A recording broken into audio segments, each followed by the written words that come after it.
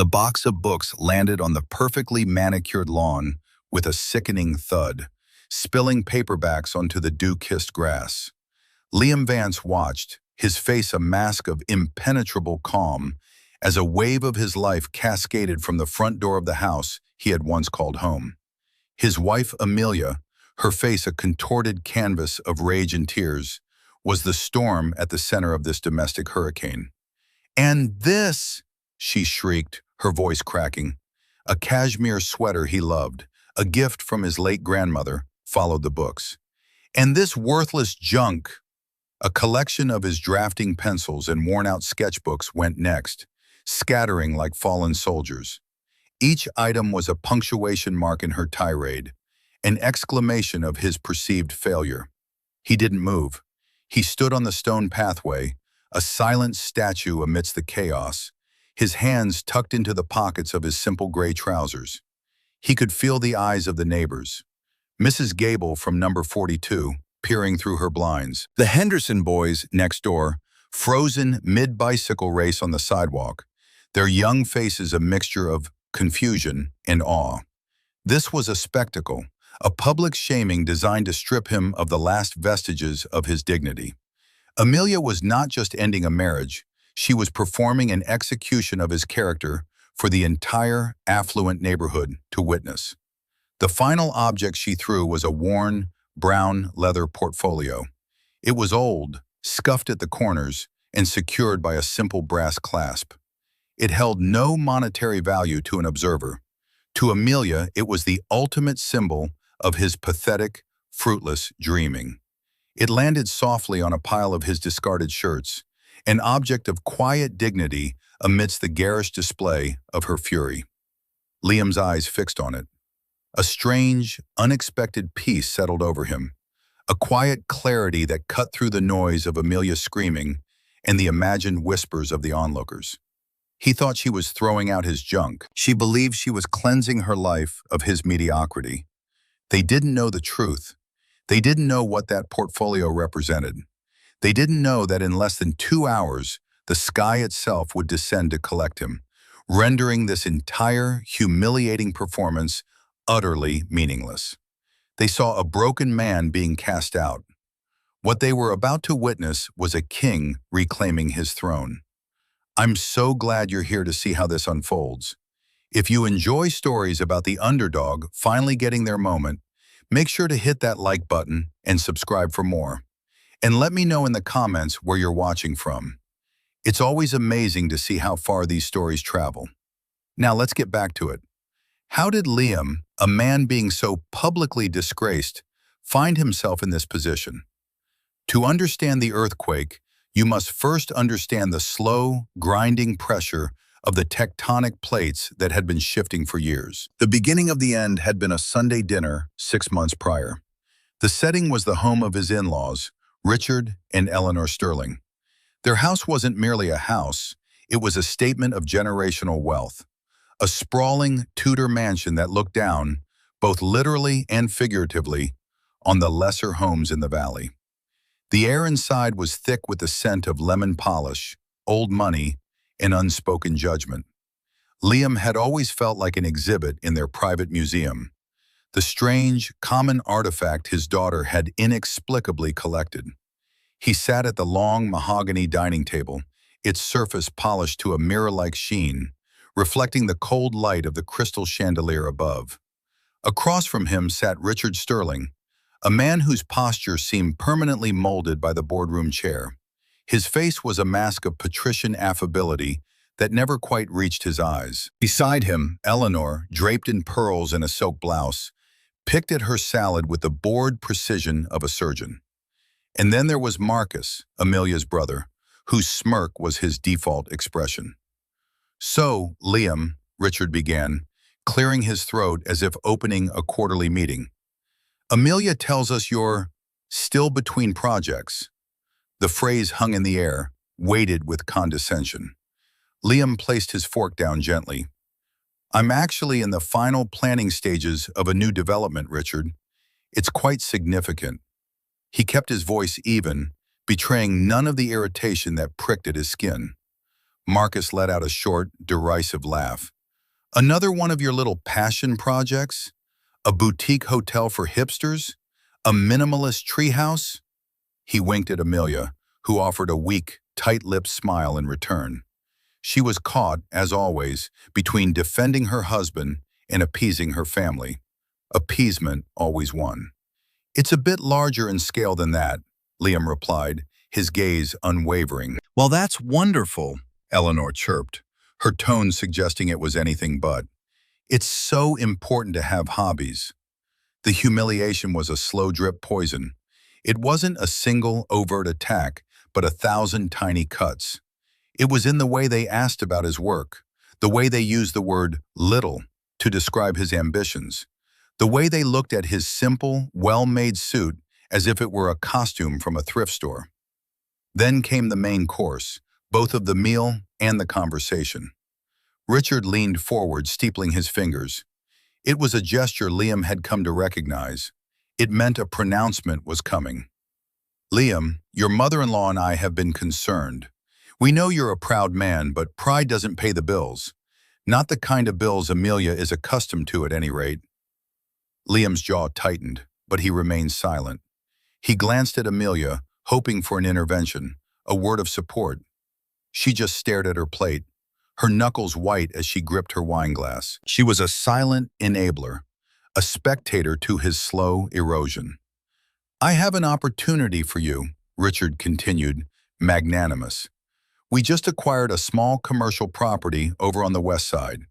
Needs a bit of managing, collecting rent, coordinating with plumbers, that sort of thing. It's not glamorous, but it's steady.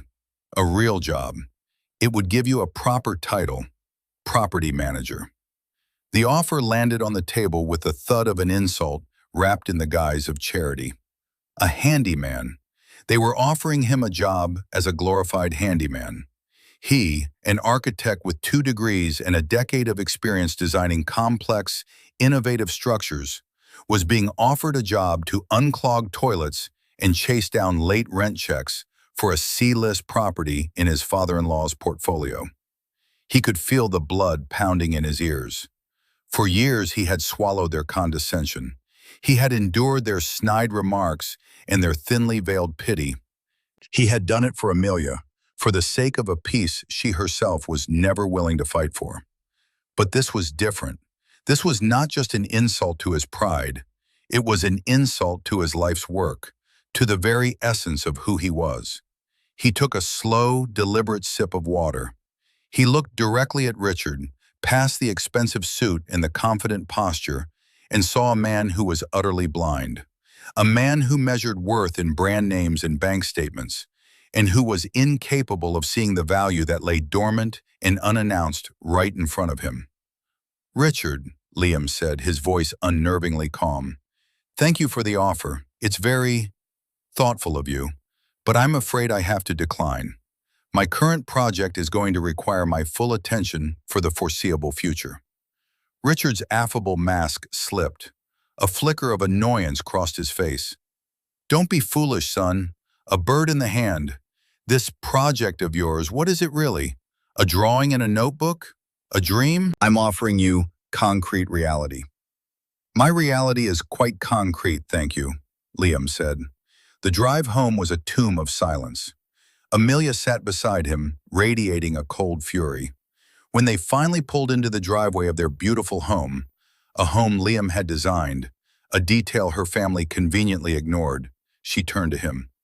How could you? She hissed. How could you embarrass me like that? Liam was stunned. Embarrass you? Amelia, he offered me a janitorial position. He was trying to help, she insisted. He was trying to give you some stability, something real. Instead, you insult him. You sit there with that smug, superior look on your face, talking about your mysterious project. They think you're a failure, Liam, and tonight you proved them right. He looked at his wife, at the woman he had loved, and saw a stranger. She wasn't embarrassed for him, she was embarrassed by him. Her loyalty was not to their partnership, but to the gilded cage of her family's approval. He said nothing. He got out of the car, walked into his home office, and closed the door. On the desk sat the brown leather portfolio. He ran his hand over its worn surface. Inside were the blueprints, the contracts, the culmination of 5 years of silent, relentless work. He had kept it quiet for strategic reasons, wanting to finalize every detail before revealing the scope of it. He had wanted to surprise Amelia, to present her with a future she couldn't imagine, a testament to his love and his ability. But as he stood there in the silence of his office, the echo of her words, "They think you're a failure," ringing in his ears, he realized his mistake. He had been waiting for the perfect moment to prove his worth to them. But worth isn't something you prove, it's something you own. And respect isn't something you are given, it's something you command. That night, Liam Vance stopped waiting. He started planning. The humiliation, having found fertile ground, began to blossom in the following months. It was a creeping vine, wrapping itself around every aspect of his life with Amelia. The country club was a particularly brutal arena. It was the Sterling's natural habitat, a place where status was the currency and Liam was bankrupt. One Saturday evening, they attended a charity gala. Liam wore a classic tailored tuxedo. It was understated, elegant, and far more expensive than anything Marcus owned, a quiet fact that gave Liam a sliver of private amusement. But in the world of the Sterlings, subtlety was invisible. Flash was everything. They were standing with a group of Amelia's friends, women with identical blowouts and surgically enhanced smiles. One of them, a woman named Cassandra, whose husband had just made a fortune in questionable tech stocks, turned her blinding white teeth towards Liam. "Amelia, darling, you never tell us what your handsome husband does," she cooed, her voice dripping with the saccharine venom of the idle rich. Before Liam could formulate a response, to give his standard, vague but professional answer about being an architectural consultant, Amelia jumped in. Her laugh was a little too loud, a little too brittle. "Oh, Liam is an artist," she declared, waving a dismissive hand. "He's always sketching and designing things. He's incredibly creative." The word artist was deployed like a weapon. In this circle, it was code for unemployed. It conjured images of a man in a paint-splattered smock, living in a dusty loft, certainly not a man who belonged in their world of mergers and acquisitions. It was a social assassination, delivered with a smile. The women nodded knowingly, their eyes glazing over with a mixture of pity and disinterest. And the conversation immediately shifted to a more important topic, yacht maintenance. Liam stood beside his wife, a ghost in a tuxedo. He felt the heat rise in his cheeks, but his expression remained neutral. He looked at Amelia, who was now laughing animatedly with her friends, relieved to have successfully navigated the awkwardness of her husband's existence. She had not only failed to defend him, she had actively participated in his diminishment. She had thrown him to the wolves to save herself a moment of social discomfort. It was a casual, thoughtless cruelty that was more painful than any overt insult. Later that month, Marcus orchestrated another, more pointed exclusion. Richard's firm was courting a major international investor, a German tycoon named Klaus Richter. Marcus had been boasting for weeks about setting up a golf game with him. "This is the big leagues, Liam," he'd said, clapping him on the shoulder with false bonhomie. "A deal like this could set our family up for the next 50 years. Liam, an excellent golfer with a low handicap, had assumed he would be invited to round out the foursome. It was a natural way to network. But the morning of the game, Marcus called Amelia. Liam was in his office and overheard her side of the conversation. "No, he's just here." "Yes, I know. Of course I understand. You need people who speak the same language. Business language." No, he won't be offended. I'll tell him." She hung up and walked to the door of his office, leaning against the frame. "Hey, Marcus is taking Klaus Richter out to the course. They've got a full group, so you can have a relaxing day here." She tried to make it sound like a favor. "They had a full group?" Liam asked, his voice quiet. "Yes, it's just, You know, it's high-level stuff. Marcus didn't want you to feel out of your depth. Out of his depth. He, who had spent the last year negotiating with city planners, structural engineers, and a consortium of international banks on a project that dwarfed anything the Sterling family firm had ever touched. He was being told he was out of his depth at a golf game. The true nadir came a few weeks later at Richard and Eleanor's anniversary party. It was another lavish affair at the mansion.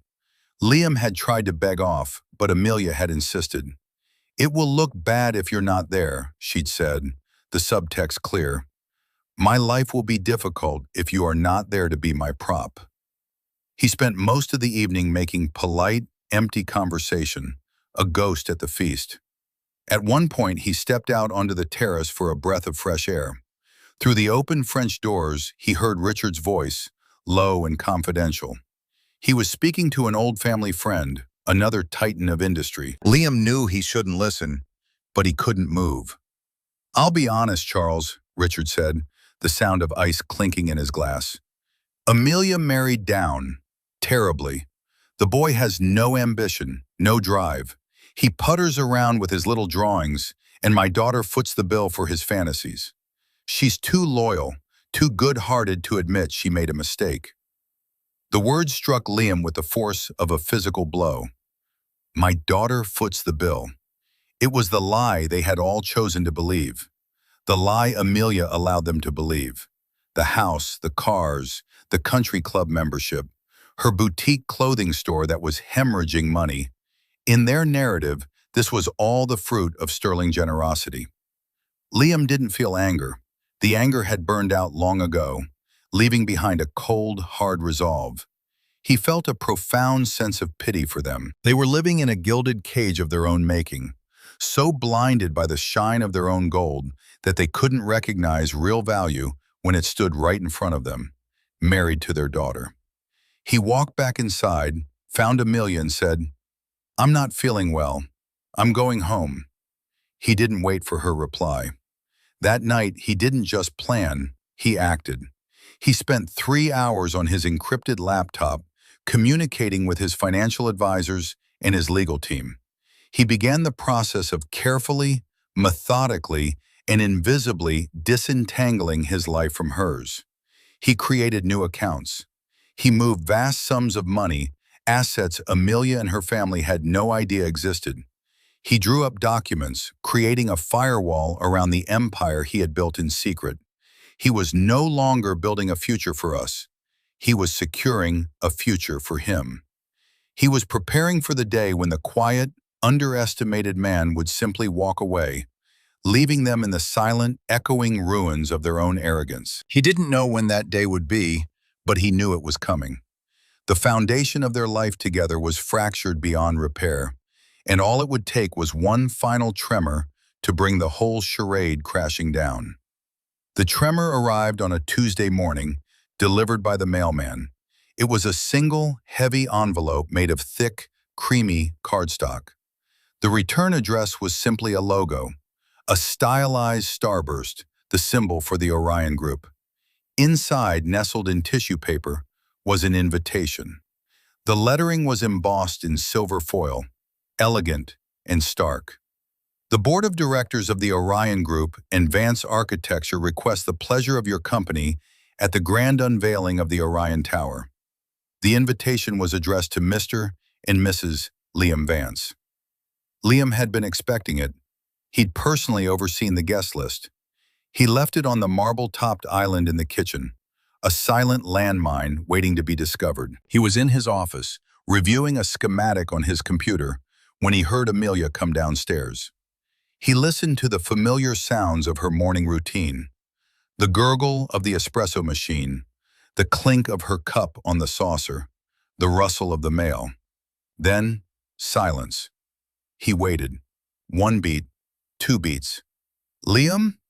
Her voice was sharp, edged with confusion. He walked out to the kitchen. She was holding the invitation, her perfectly manicured fingers tracing the silver letters. She looked up at him, her brow furrowed. "The Orion Tower? Isn't that the new skyscraper downtown? The one that's been all over the news? It is, he said, his voice neutral.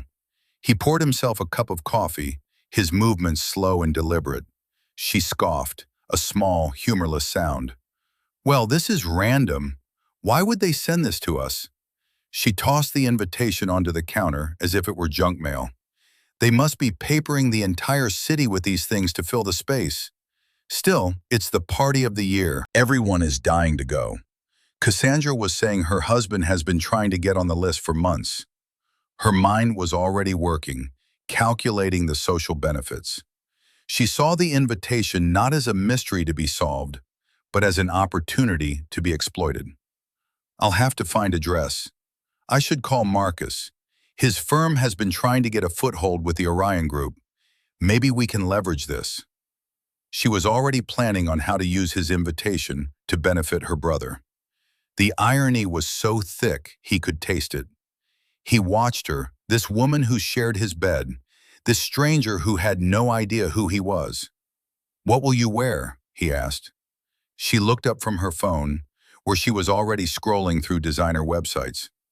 "Oh," she said as if the thought had just occurred to her. "Liam, I think maybe you should sit this one out." "Sit this one out?" he repeated, the words tasting like ash. "Don't take it the wrong way," she said quickly, adopting a placating tone. It's going to be a very high-powered crowd. CEOs, investors, politicians. You'd be bored. You wouldn't know anyone. It would just be awkward for you." There it was again, the casual cruelty, the assumption of his inadequacy. He would be awkward. He would be out of his depth. He, the man whose name was literally on the invitation, not just as a guest, but as a host.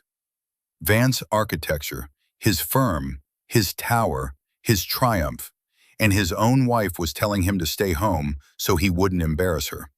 Something inside him, a tightly coiled spring of patience that had been compressed for 5 long years, finally snapped. He took a step towards her. His demeanor hadn't changed. He wasn't shouting. He wasn't red-faced. But the energy in the room shifted. The air grew heavy, charged. "No, Amelia," he said. His voice was soft, almost dangerously so. It was a voice she had never heard before, and it made her look up from her phone, a flicker of unease in her eyes. "I don't think I will sit this one out. In fact, I insist that we go together." The word hung between them. Insist.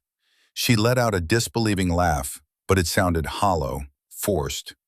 "You insist? You're in no position to insist on anything, Liam. Let's not forget who keeps this whole charade afloat." "Is that what you believe?" he asked, his voice still quiet, but now laced with something hard as steel. "That your family keeps this afloat?"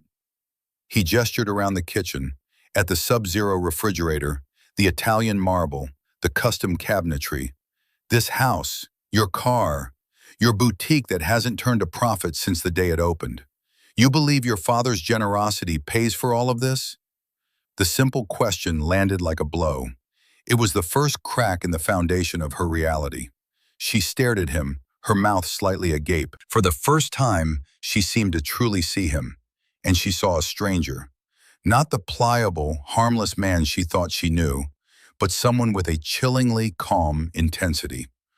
"What are you talking about?" she stammered. "I'm talking about the truth," he said. "A concept your family finds inconvenient, but the time for convenience is over." That was the moment the argument truly began, the spark that would lead to the fire on the lawn. He had picked up the silent landmine, and he had decided it was time for it to detonate. Amelia's confusion quickly curdled into defensive rage. It was the Sterling way. When confronted with an uncomfortable truth, attack the messenger. "How dare you?" she sputtered, her voice rising. "My father has been nothing but generous to you.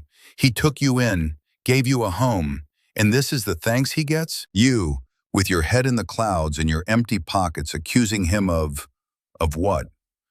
"Of nothing," Liam said calmly, and the calmness infuriated her more than any shout could have.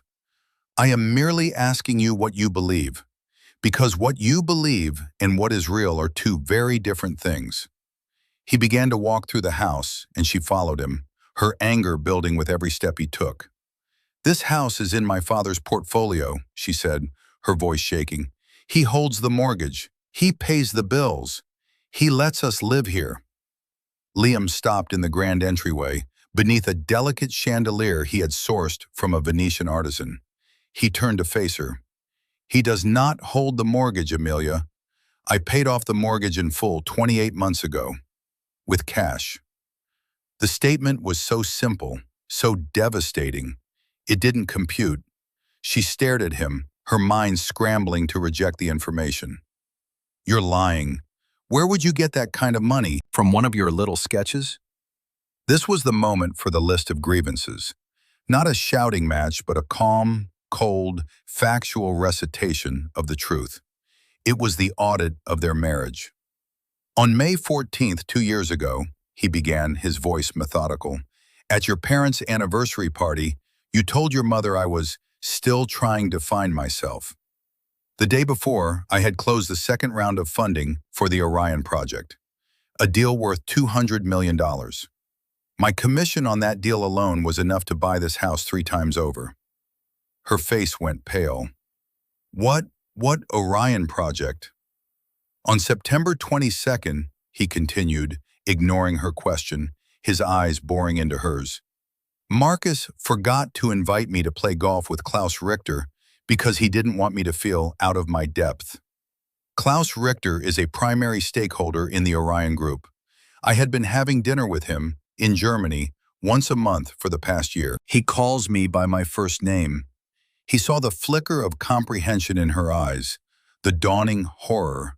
She was starting to connect the dots, but the picture they were forming was so alien to her worldview that she couldn't fully accept it. "And 6 months ago," he went on, his voice relentless, "your father offered me a job as a property manager because he was concerned that pride doesn't pay the bills. That property, the one on the west side, I own the building next to it. In fact, I own the entire block. I bought it as part of the land acquisition for the tower's support infrastructure. Your father's property is a shack in the shadow of my skyscraper." He let the words hang in the air. Each statement was a perfectly aimed stone, shattering the stained glass windows of her delusions. She was speechless, her mouth opening and closing with no sound coming out. The entire narrative of her life, the story of the benevolent, wealthy Sterlings, and the charity case they supported, was crumbling around her. "Why?" she finally whispered, her voice barely audible. "Why wouldn't you say anything?"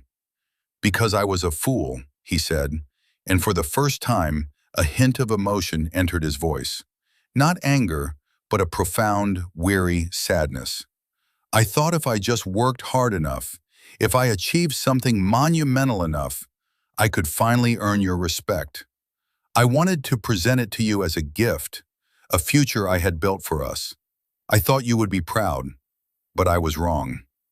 He looked at her stunned, uncomprehending face. "You don't respect me, Amelia. You respect money. You respect status. And since you never believed I had either, you never saw me. You saw a project, a charity case, a failure."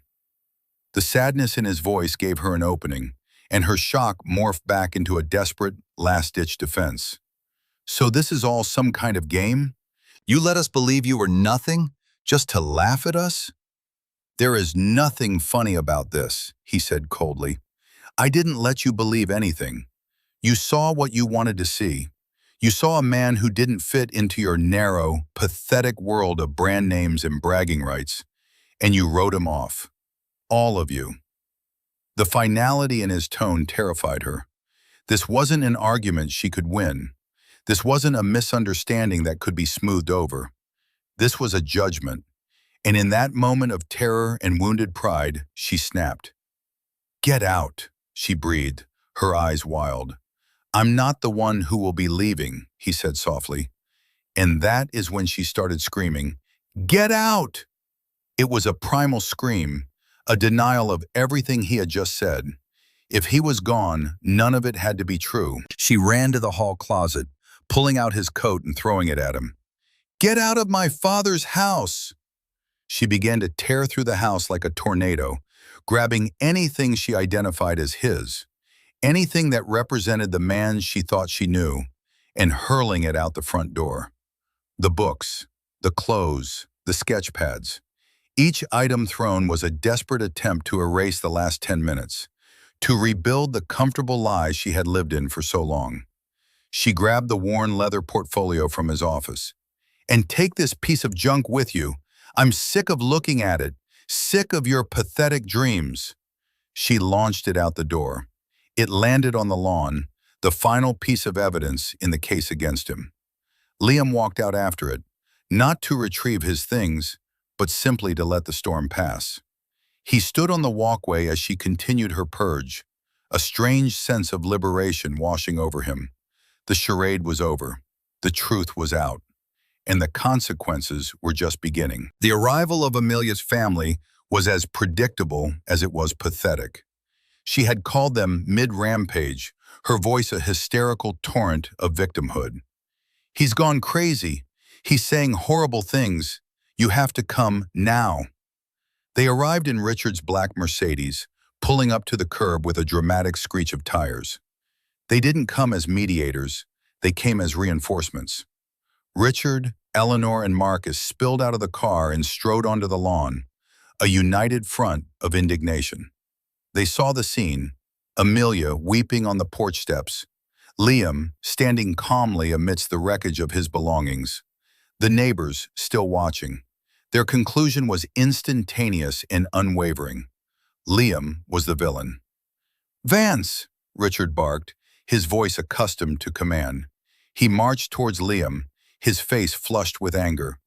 "What have you done to my daughter? I knew you were ungrateful, but this is monstrous." Eleanor rushed to Amelia's side, wrapping a protective arm around her. "Oh, my poor baby," she cooed, glaring at Liam over Amelia's head. "That man is a monster." Marcus, ever the enforcer, got right in Liam's face. He was shorter than Liam, but he puffed out his chest, trying to project an intimidation he did not possess. "You've finally done it. You pushed her too far. My father has been very patient with you, but that's over. It's time for you to pack your pathetic bags and get out of our lives for good." Liam didn't even look at Marcus. His gaze was fixed on Richard. "Your lives?" he asked, his voice quiet. "Your patience? Your house?" He shook his head slowly, a small, sad smile touching his lips. "The arrogance is truly breathtaking. It's almost admirable." "You're in no position to talk about arrogance, boy," Richard sneered. "You, living off my family's generosity, then turning on my daughter like a rabid dog." Liam was about to respond. He was about to lay the truth bare for all of them, to detonate the bomb in the center of their smug, self-satisfied world. But he was interrupted. It began as a low, rhythmic thumping, a disturbance in the placid suburban air. Whump, whump, whump. It grew steadily louder, more insistent. A breeze kicked up, rustling the leaves on the meticulously pruned maple trees that lined the street. It wasn't a natural wind. It was a focused, downward pressure. The Sterlings looked around confused. Marcus squinted at the sky. "What is that noise?" The sound grew from a thump to a roar, a powerful, guttural chopping that vibrated in their chests. Heads began to pop out of doors and windows up and down the block. The Henderson boys dropped their bikes and pointed at the sky, their mouths open in silent O's. Descending from the clouds, sleek and black as obsidian, was a helicopter. It was not a news chopper or a police vehicle. It was an Augusta Westland AW-109, a machine that screamed of private wealth and corporate power. It wasn't flying over. It was descending. Its target, the small, pristine park directly across the street from the house. The Sterlings and the growing crowd of neighbors stared, mesmerized and confused. The helicopter's landing skids touched down on the grass with impossible gentleness for such a powerful machine. The roar of the rotors began to subside, though the wind it generated continued to whip through the street, blowing Amelia's hair across her tear-streaked face and sending a few of Liam's discarded papers skittering across the lawn. A door on the side of the aircraft slid open. For a moment, nothing happened. Then, a man in a perfectly tailored dark gray suit emerged. He was sharp, focused, and moved with an air of brisk efficiency. He held a slim tablet in one hand. He did not look at the crowd. He did not look at the Sterling family. His eyes scanned the scene for a moment before locking onto one person, Liam. Ignoring everyone else as if they were lawn furniture, the man strode purposefully across the street, his expensive Italian shoes leaving imprints in the soft turf of the park, and then clicking confidently on the asphalt. He walked directly up to Liam, who had not moved, who had watched the entire spectacle as if he had been expecting it. The man, whose name was David Chen, stopped a foot in front of Liam. He offered a slight, apologetic smile. "Liam, my apologies for the dramatic entrance. I know you wanted to keep a low profile until the launch, but the city council moved the final sign-off meeting. It's in 30 minutes. They need the lead architect's final approval on the plaza lighting schematics before they'll issue the public access permit." The words. They fell into the sudden, profound silence of the street like stones into a perfectly still pond. Lead architect. David Chen held out the tablet. "If you could just sign here and here." Liam took the tablet. On the screen was a complex architectural drawing, a 3D rendering of a vast, beautifully lit public space at the base of a towering skyscraper. At the bottom was a digital signature line above a title. Liam Vance, lead architect and chief designer, Orion Tower Project. The Sterlings stood frozen, a tableau of disbelief. Richard's jaw had gone slack, his face a mask of utter, uncomprehending shock. Eleanor's hand was frozen on Amelia's shoulder, her mouth a perfect O of astonishment.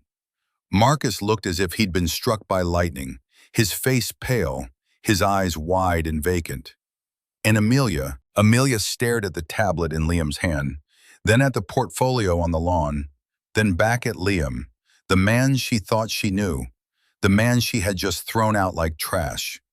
The pieces were connecting in her mind, forming a picture of such catastrophic miscalculation that her entire body began to tremble.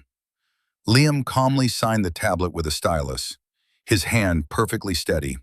He handed it back to David. "Thank you, David. Tell the council I'll be there shortly." David nodded. It was only then that he seemed to notice the other people present. He turned his gaze on the Sterling family, his expression polite but cool. "Oh, good morning," he said, his tone that of a man addressing the help. "You must be the family Liam mentioned." He gave a small, professional smile. "Mr. Vance was kind enough to secure you a VIP table at the Orion Tower Gala next month. He's very particular about his guests. It's a project he personally designed and has been overseeing for the last 5 years. He's quite proud of it, as he should be." David glanced at the scattered belongings on the lawn, his eyes lingering for a split second on the brown leather portfolio. A flicker of understanding crossed his face, but his professional mask remained in place. He turned back to Liam. "The pilot will wait for you. We have a change of clothes for you on board. I assumed you might need them." With a final crisp nod, David Chen turned and walked back toward the waiting helicopter, leaving a crater of silent, earth-shattering revelation in his wake. The world of the Sterling family had not just been shaken, it had been utterly and irrevocably demolished. The silence that followed David Chen's departure was more profound than any noise. It was a vacuum, filled with the unspoken wreckage of 1,000 assumptions. The whir of the helicopter's idling rotor was the only sound, a steady, rhythmic reminder of the new reality that had just landed on their quiet, suburban street. Richard Sterling was the first to break. He was a pragmatist above all else. His mind, trained to assess profit and loss, was rapidly calculating the scale of his misjudgment. The potential loss was staggering. He looked at Liam, not as his failed son-in-law, but as a newfound nexus of power and influence. The condescension in his eyes was gone, replaced by a desperate, fawning panic. "Liam, my boy," he began, taking a tentative step forward. His voice was thick, unfamiliar. The bark of the corporate titan was gone, replaced by the wheedling tone of a supplicant. "There has been a terrible misunderstanding." Liam turned his gaze on his father-in-law. His expression was not triumphant. It was not angry. It was one of weary, clinical assessment. He was an architect looking at a flawed structure, noting the cracks in the foundation. "No, Richard," he said, his voice even and clear. "There has been no misunderstanding. For 5 years, you have all been perfectly, crystalline clear about how you see me." He then looked at Marcus, who was still pale and silent, looking back and forth between Liam and the helicopter as if trying to solve an impossible equation. "Out of my depth, Marcus?" Liam asked softly. The question was not a taunt. It was a simple, devastating echo of Marcus's own words. Marcus flinched as if struck and looked down at the ground, unable to meet his eyes. Finally, Liam's gaze fell upon Amelia. She stood as if frozen, her face a mess of tears, mascara, and dawning horror. Her world had not just been turned upside down. It had been revealed as a fiction she had willingly co-authored. "Liam," she whispered, her voice a raw, broken thing. I didn't know." "That," Liam said, the word landing with quiet finality, "is the entire point. You didn't know because you never cared to know. You never asked. You never looked. You were so busy being embarrassed by the man you thought I was, that you never bothered to see the man I actually am." He took a step away from them, toward the lawn. He bent down and picked up one of the scattered books, then another. He moved without haste, a man collecting his thoughts as much as his possessions. He stopped at the brown leather portfolio. He picked it up, cradling it in his arm. He ran his hand over the worn leather, the symbolic object that had been both the source of their ridicule and the vessel of his secret success. He turned back to Amelia, holding the portfolio up slightly. "This," he said, his voice imbued with a deep, resonant sadness. "All of this, your boutique, the trips to Paris, this house, it was all from this. This was our future, the one I was building for us, the one you just threw on the lawn with the rest of the trash." The accusation in his words was so profound because it was delivered without malice. It was a simple statement of fact. "Liam, please," Amelia sobbed, taking a stumbling step toward him. "We can fix this. I was upset. I didn't mean it. I love you." The words, which might have once meant everything, now meant nothing.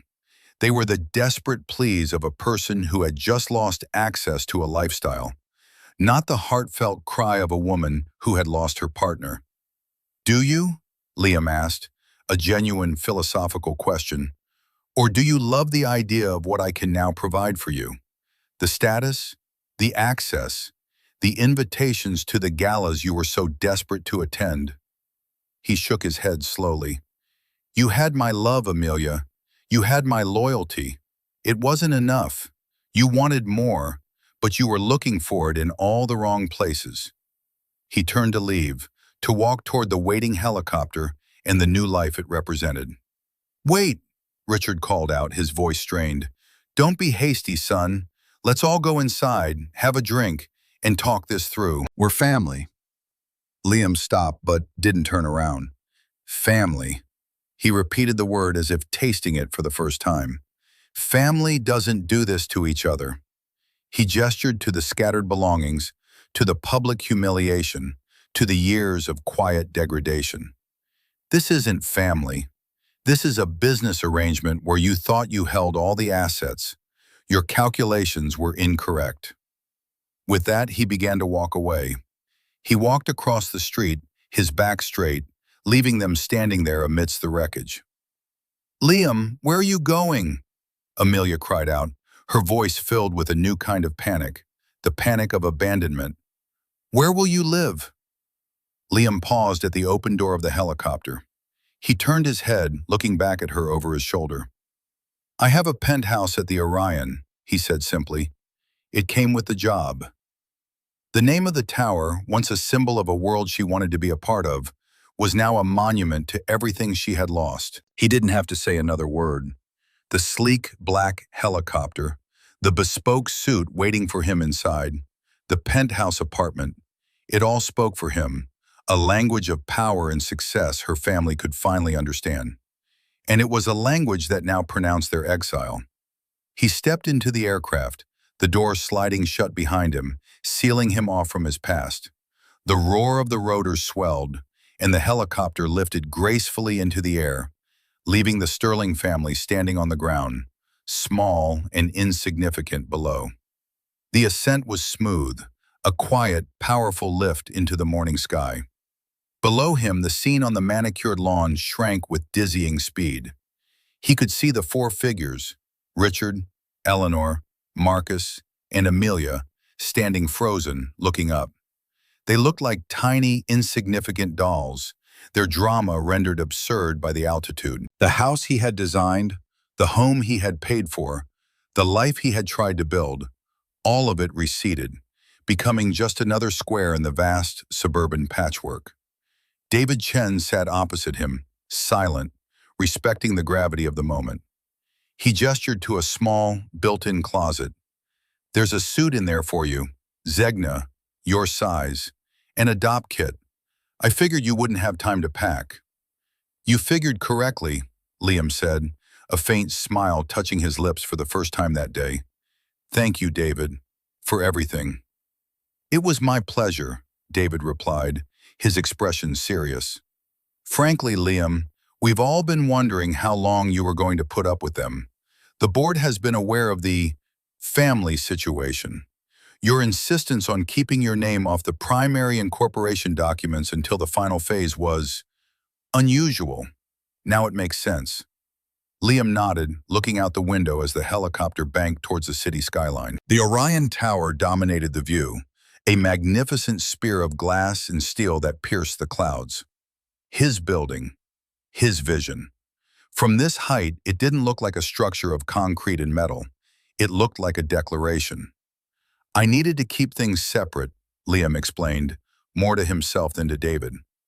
I needed to know that the project's success was its own, not tied to me personally in the public eye. And I needed to see if my life, without the project, was enough. He paused, the answer hanging unspoken in the air. It wasn't. When he arrived at the hastily convened council meeting, dressed in the crisp new suit, he was no longer Liam Vance, the quiet, unassuming husband. He was Mr. Vance, the visionary architect of the city's most important new landmark.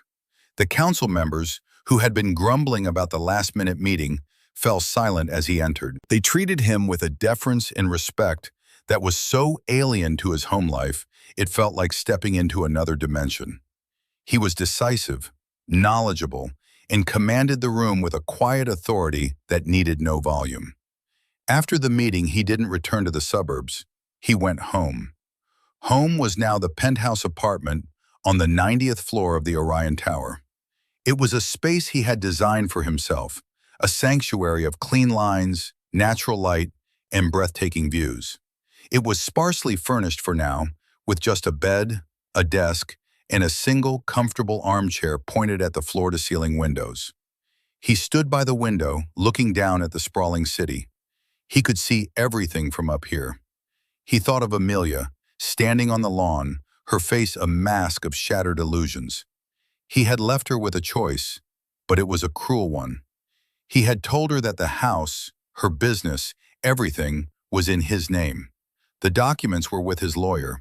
He had given her an impossible choice: to stay in the shell of their life, a life now revealed to be a monument to his secret success and her spectacular ignorance, or to walk away from it all and face the world with nothing but the truth of her own character.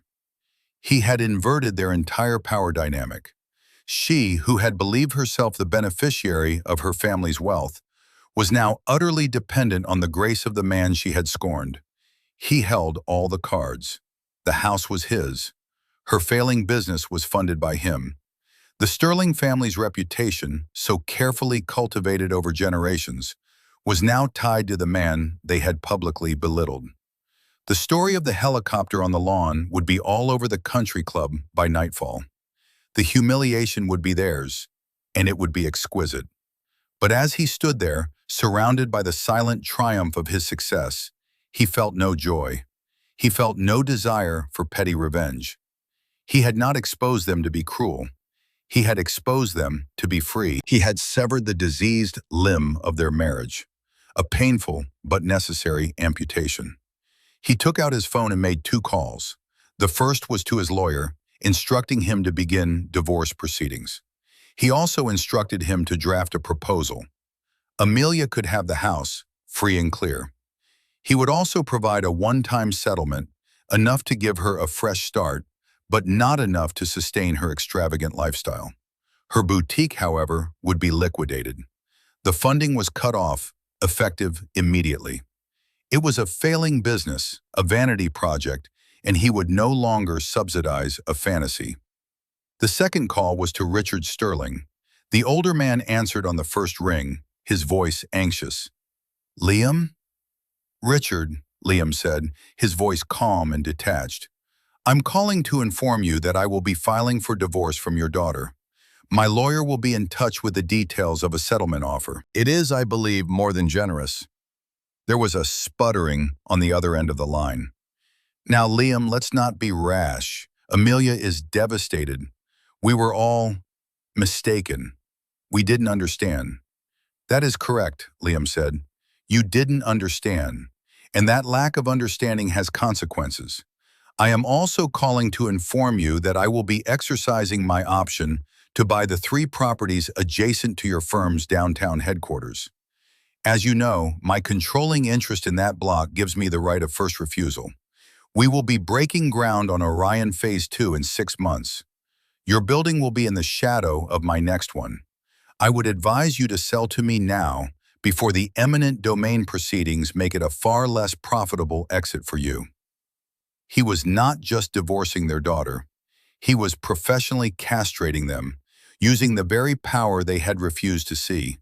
He was speaking the only language they had ever truly understood, the language of money and dominance. He heard a strangled gasp on the other end, then silence. He hung up the phone. It was done. The reversal was complete. Those who had humiliated him were now pleading. The man who had been diminished now held all the power. The weeks that followed were a blur of activity and transition. The story of Liam's dramatic departure and the revelation of his identity spread like wildfire through the city's elite circles. It became a modern-day fable, whispered at cocktail parties and dissected over lunch at the country club. The Sterling family, once pillars of the community, became objects of ridicule and pity. They had committed the ultimate sin in their world. They had catastrophically misjudged a man's worth, and in doing so, had exposed their own superficiality. Richard Sterling, facing financial and social ruin, sold his firm's headquarters to Liam's corporation for a fraction of what it could have been worth. He was a broken man, his authority and confidence shattered. Marcus, once the arrogant princeling, became a recluse. His friends and business contacts, eager to curry favor with Liam, now avoided him. He was tainted by his family's spectacular error in judgment. Amelia refused the settlement at first. In a fit of wounded pride, she tried to fight him, hiring a high-powered lawyer to contest the divorce. But the battle was over before it began. Liam's lawyers presented the undeniable truth: a mountain of financial documents, prenuptial agreements she had signed without reading, and proof of ownership for every asset she had believed was hers. Her lawyer advised her to take the deal, warning her that if she fought, she would walk away with nothing but her name. She retreated to her parents' mansion, a ghost in her childhood home. The house on the manicured lawn, The one she had tried to kick Liam out of sat empty. She couldn't bear to live there. It was a monument to her failure. Every room a reminder of the life she had thrown away. Her friends, the Cassandras of the world, stopped calling. In their cold social calculus, she was no longer an asset. She was a liability, a reminder that fortunes could shift and that it was dangerous to be on the wrong side of power. Liam, meanwhile, moved forward. The grand unveiling of the Orion Tower was the social and professional event of the decade. As he stood on the stage in the grand ballroom, bathed in the warm glow of the spotlights, accepting the city's award for architectural excellence, he felt a sense of profound peace. He looked out at the sea of faces, mayors, senators, CEOs, artists, all of them looking at him with admiration, and felt none of the vindictive pleasure he might have once imagined. He saw David Chen in the front row, giving him a supportive nod. He saw Klaus Richter, the German tycoon, raising a glass in a silent toast. These were his people. Not people defined by wealth, but by vision, by competence, by a shared passion for creating something meaningful. He never became cruel or petty. He maintained his moral high ground. He had enacted justice, not revenge. The consequences the Sterlings faced were not of his design, but the natural result of their own actions. He had simply held up a mirror, and they had shattered against their own reflection. Months later, he received a letter. It was from Amelia. The envelope was simple, her name written in an unfamiliar, hesitant script. He opened it with a sense of detached curiosity. It was not a plea for reconciliation. It was not a demand for more money. It was an apology. Liam, it began, I have spent the last 6 months thinking about that day on the lawn. I thought I was angry at you, but I wasn't. I was angry at myself. You were right.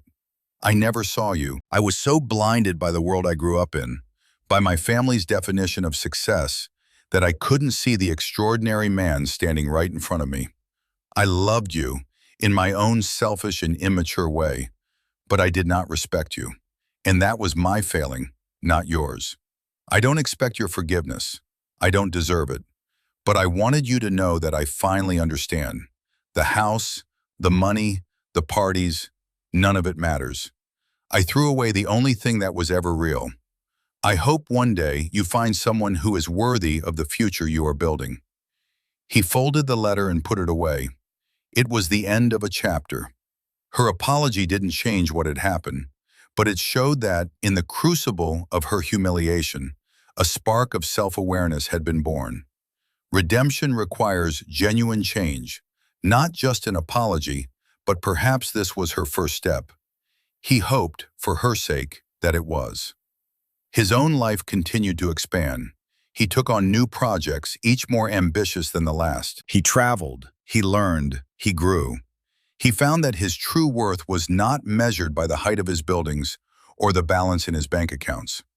It was measured by his integrity, his ability to treat others with dignity, and his quiet, unshakable knowledge of his own value, even when the world had told him he had none.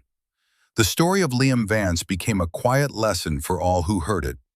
It served as a powerful reminder that true strength is often hidden, that patience and principle ultimately triumph over arrogance and pride. It showed that respect must be earned through character, not demanded by status, and that the most devastating downfall comes not from an outside enemy, but from the blindness within. In the end, Liam's story is not one of revenge, but of vindication. It's a testament to the idea that the best response to being underestimated is not to shout your worth, but to build it quietly and relentlessly until it becomes a tower so tall that even the blindest of critics cannot help but look up in awe. What do you think? Was the justice Liam delivered too harsh, or was it perfectly proportional to the years of humiliation he endured? Let me know your thoughts in the comments below. Thank you for joining me on this journey. If you found this story satisfying, please don't forget to like and subscribe for more tales of redemption and vindication. Your support means the world. Until next time, remember to know your own worth, even if no one else does.